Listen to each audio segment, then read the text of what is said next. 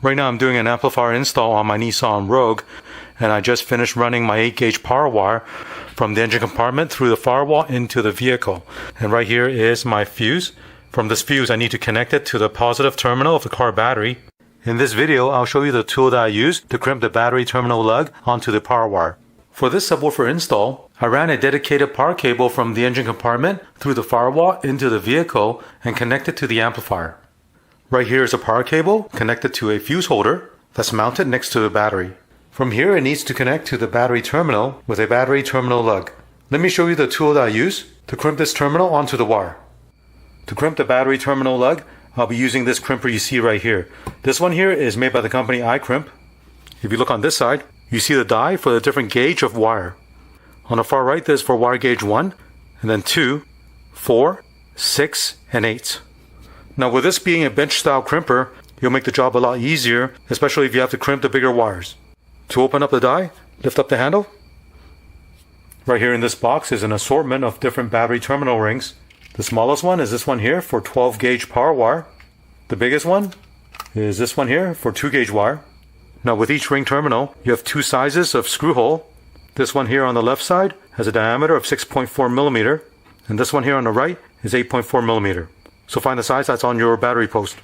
So the first thing we need to do is strip back the jacket or the insulation on this wire so it'll fit into this ring terminal. I'll be using this really nice wire stripper that you see right here. This one's also made by the company iCrimp. Now you'll notice right here, there are different slots for different sizes of wire, and at the top you have this very sharp blade. With this tool, it'll make stripping the insulation a lot easier. You see some people using a knife like this and then going around. It just takes too much time and it makes the job a lot more difficult. I'll place a wire right here, and I'll bring down the blade. Now all you have to do is spin this.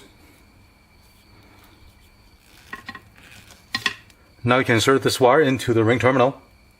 Now I'll place this ring terminal into the 8-gauge die. We'll bring down the handle. Press down the handle all the way. Now if you want to crimp the remainder part of this connector, you can push this in, and again bring down the handle and crimp the rest of the connector.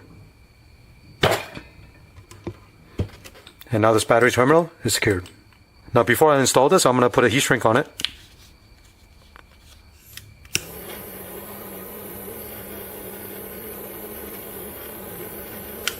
Now I can install this onto the battery terminal. I'll install this terminal onto this bolt right here.